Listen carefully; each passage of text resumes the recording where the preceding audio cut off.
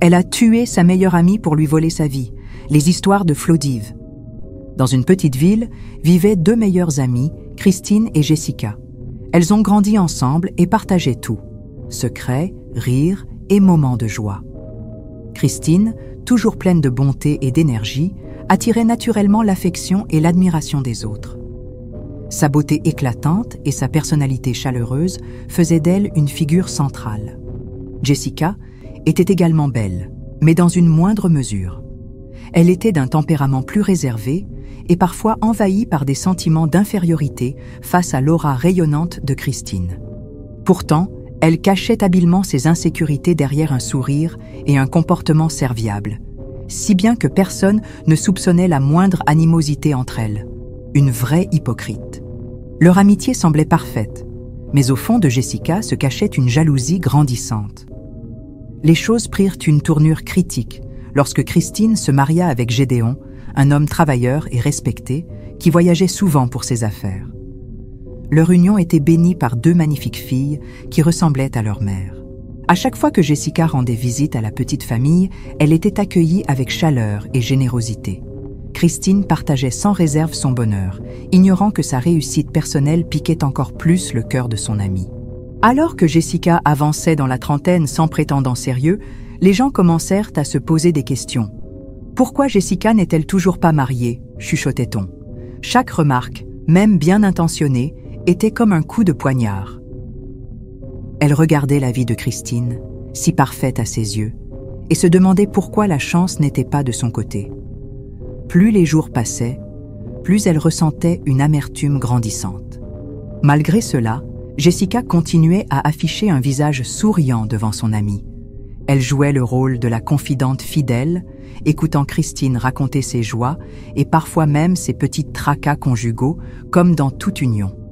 Pourtant, ces confidences ne faisaient qu'attiser son désir de prendre la place de son amie. Au fil du temps, cette jalousie silencieuse se transforma en une obsession. Bien qu'elle s'efforçât de cacher ses véritables sentiments, des éclairs de colère et de frustration traversaient parfois son visage lorsqu'elle voyait le bonheur de Christine. Puis, un jour, Jessica prit une décision radicale. Ce soir-là, comme elle le faisait souvent, Christine rendit visite à son amie. Elle arriva avec son sourire habituel. Jessica, jouant son rôle d'amie fidèle, l'accueillit chaleureusement et lui proposa de s'asseoir. « Tu dois être fatiguée, Christine. Veux-tu boire quelque chose ?»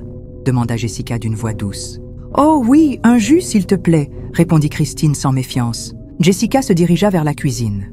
C'était le moment. D'un geste rapide, elle prit un poison, connu pour son effet lent. Elle le mélangea discrètement dans la boisson avant de rapporter le verre à Christine. Christine but lentement, savourant le rafraîchissement.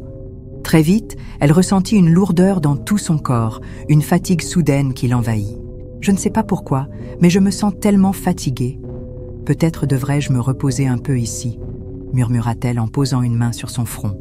Jessica sentit une pointe de panique, mais elle ne laissa rien paraître. Elle devait s'assurer que Christine ne dorme pas sous son toit. « Oh non, ma chère, tu devrais rentrer voir tes enfants. » Christine hésita, mais l'idée de retrouver ses filles et de se reposer dans son propre lit la convainquit. Dès qu'elle arriva, elle s'allongea sans même prendre le temps de se changer. Un sommeil profond l'engloutit aussitôt. Mais ce sommeil n'était pas ordinaire. Le lendemain matin, la maison de Christine résonna de cris déchirants. Ses filles tentèrent de la réveiller. Elle était partie dans son sommeil, sans bruit, sans un dernier mot. Jessica, elle, joua parfaitement son rôle. Elle versa des larmes, s'effondra de tristesse devant les autres. Après la mort mystérieuse de Christine, un nuage de deuil s'abattit sur la maison de Gédéon. L'homme, profondément affecté, sombra dans une tristesse qui semblait insurmontable. Ses deux filles, encore jeunes, pleuraient jour et nuit leur mère bien-aimée. Dans ce contexte sombre, Jessica se montra particulièrement présente. Sous prétexte d'aider la famille à surmonter cette période difficile, elle se rendait chaque jour chez Gédéon. Elle s'occupait des enfants, préparait les repas et veillait à ce que la maison reste en ordre. À première vue, son aide semblait désintéressée. Mais en réalité, Jessica voyait cette tragédie comme une opportunité de se rapprocher de l'homme qu'elle convoitait depuis si longtemps. Gédéon, bien que reconnaissant envers Jessica pour son soutien, restait distant. Son cœur appartenait encore à Christine, et l'idée de se remarier ne lui effleurait même pas l'esprit. Il voyait en Jessica une amie de la famille, rien de plus. Mais Jessica, patiente et rusée, savait que le temps était son allié. Elle jouait le rôle de la confidente parfaite, écoutant les souvenirs que Gédéon partageait sur Christine et compatissant à sa douleur. Elle ne laissait jamais transparaître ses véritables intentions. Au fil des mois, Jessica renforça sa présence. Elle se montra particulièrement attentionnée envers les filles de Gédéon, les consolant et leur offrant de petits cadeaux. Lentement, elle s'immisça dans la vie de Gédéon, se plaçant comme une figure réconfortante et incontournable dans son quotidien. Gédéon, accablé par le chagrin et la solitude, trouva un certain réconfort dans la compagnie de Jessica. Chaque jour, elle était là, à l'écouter, à l'aider, à combler le vide laissé par Christine. Peu à peu, elle réussit à briser ses dernières résistances. Un soir, après un long dîner partagé, où Jessica avait pris soin de créer une atmosphère intime et chaleureuse, Gédéon se laissa aller. Le poids de la fatigue, du deuil et de la solitude l'affaiblissait. Jessica, toujours patiente et rusée, profita du moment pour se rapprocher encore plus. « Tu as tant souffert », lui disait-elle en posant une main douce sur la sienne. « Tu mérites de trouver un peu de répit, de la tendresse. » Gédéon la regarda, hésitant, mais il était fatigué de lutter. Cette femme, qui s'était montrée si présente, si attentionnée, semblait être la seule à pouvoir comprendre sa douleur. Cette nuit-là, il céda. Jessica avait enfin réussi. Elle venait de franchir la dernière barrière qui la séparait de la place qu'elle convoitait depuis si longtemps. Puis, un jour, elle joua sa carte la plus audacieuse. Elle prétendit être enceinte de Gédéon, ce qui était bien sûr faux. Cette révélation bouleversa Gédéon, qui ne comprenait pas comment cela pouvait être possible. Mais Jessica, manipulatrice habile, fit tout pour le convaincre qu'elle était sincère.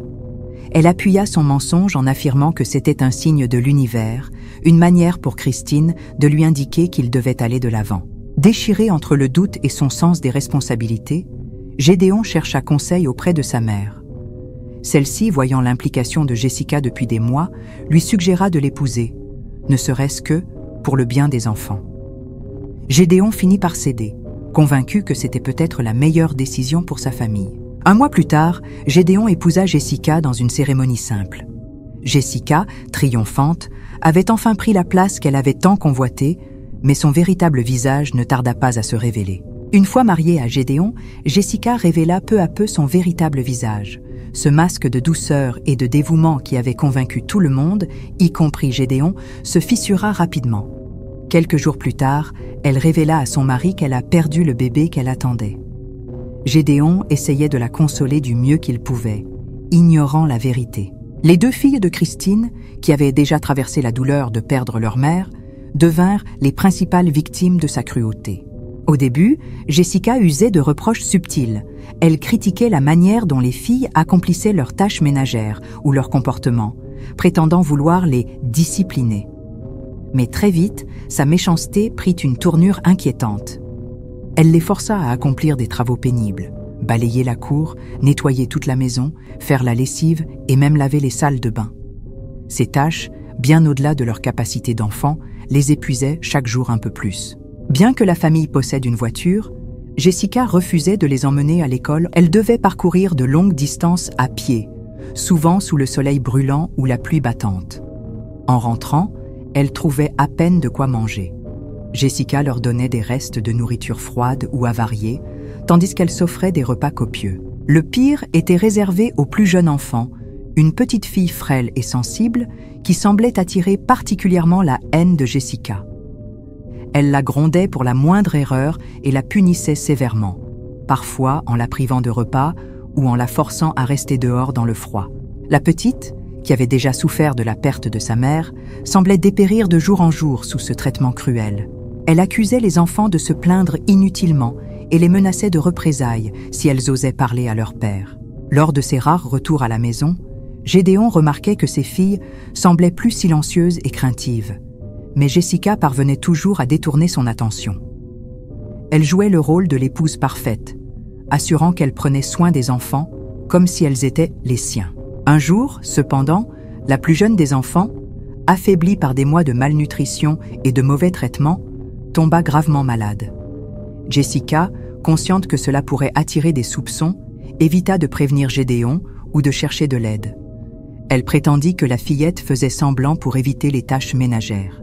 La situation s'aggrava rapidement. Un soir, alors que la fillette luttait pour respirer, Jessica resta insensible. Au petit matin, la fillette rendit son dernier souffle, seule dans son lit. Le décès de la petite provoqua un choc.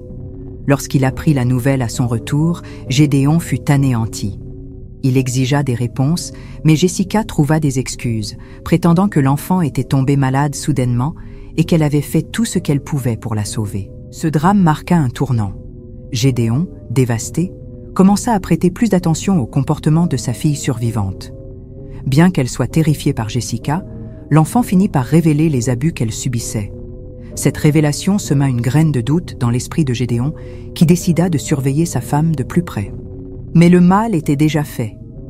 La mort de la petite fille laissait une plaie béante dans la famille, et même si la vérité sur les abus de Jessica restait encore floue, le poids de ses actes commençait à la rattraper. 2 ans après avoir épousé Gédéon, Jessica semblait avoir tout ce qu'elle avait toujours désiré. Une maison respectable, un mari dévoué et une situation confortable grâce aux biens et aux affaires laissés par Christine. Mais malgré cela, une ombre planait sur sa vie. Ses abus envers les enfants de Christine avaient terni l'harmonie du foyer, et bien que Gédéon essaya de maintenir la paix, la tristesse de sa fille pesait sur son esprit. Jessica, cependant, ne se laissait pas perturber par ces tensions. Elle poursuivait sa vie en se convainquant qu'elle méritait tout ce qu'elle possédait. Mais un désir profond la hantait, celui de consolider sa place dans le cœur de Gédéon en portant son enfant. Elle espérait qu'une grossesse scellerait définitivement leur union et mettrait fin aux doutes ou aux critiques. Après de longs mois d'attente, Jessica annonça enfin qu'elle était enceinte. Cette nouvelle fut accueillie avec une joie mitigée. Gédéon, bien qu'heureux à l'idée d'avoir un nouvel enfant, ne pouvait s'empêcher de remarquer l'indifférence de sa fille face à cette annonce. Pendant sa grossesse, Jessica adopta un comportement exemplaire. Elle se montra plus douce avec la fille de Gédéon, essayant de dissiper les tensions et de restaurer son image. Mais cette façade ne suffisait pas à cacher les fissures. L'enfant, toujours marqué par ses abus passés, restait méfiant et distant. Au fil des mois, la grossesse de Jessica devint de plus en plus compliquée. Elle souffrait de douleurs incessantes et de malaises fréquents. Lorsque le moment de l'accouchement arriva, Jessica fut submergée par des douleurs insupportables. Gédéon, inquiet, la transporta immédiatement à l'hôpital. Les médecins firent tout leur possible, mais quelque chose semblait empêcher l'accouchement. Après des heures de travail sans succès, ils déclarèrent ne rien comprendre à ce qui bloquait la naissance. Les douleurs de Jessica s'aggravèrent. Pendant 4 jours, elle resta dans un état de souffrance constante, incapable de mettre son enfant au monde. L'une des sages-femmes, une femme un peu âgée, en voyant Jessica, secoua doucement la tête et déclara « Mon fils, aucun remède ni herbe ne pourra sauver ta femme. Ce qu'elle endure est une punition pour des actions passées. Si elle veut être libérée de cette douleur, elle doit confesser ses péchés. » Ces paroles provoquèrent un choc chez Gédéon, mais aussi chez Jessica, qui semblait déchirée entre la douleur et la peur. Finalement, acculée par la souffrance, elle éclata en sanglots et se mit à confesser tout ce qu'elle avait fait. Elle avoua avoir causé la mort de Christine, manipulé Gédéon pour qu'il l'épouse et maltraité les enfants. Ces révélations horrifièrent Gédéon et les personnes présentes. La femme qu'il avait épousée n'était qu'un monstre caché sous un masque d'innocence. Tandis qu'elle finissait sa confession, Jessica succomba à ses douleurs, rendant l'âme avec l'enfant qu'elle portait. La mort de Jessica laissa une ombre lourde sur la maison de Gédéon.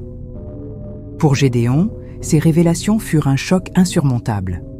L'homme, déjà marqué par la perte de Christine, réalisa qu'il avait été manipulé et trahi par celle qu'il avait acceptée comme épouse et mère pour ses filles. Après l'enterrement de Jessica, Gédéon se replia sur lui-même. Il passa des semaines à ruminer les événements, hanté par la culpabilité de n'avoir pas vu la vérité plus tôt. La seule fille restante de Christine, quant à elle, restait profondément marquée par les abus qu'elles avaient subis. Elle devint une fille silencieuse et méfiante. Elle évitait de parler de ses émotions, préférant se réfugier dans les études et les activités solitaires. Gédéon, de son côté, jura de ne jamais laisser une autre femme entrer dans sa vie, par crainte de répéter les erreurs du passé. Il se consacra entièrement à sa fille, renonçant à ses propres besoins pour son bien-être. Si tu as écouté l'histoire jusqu'à la fin, n'oublie pas de t'abonner et de laisser un j'aime. À la prochaine pour une nouvelle histoire.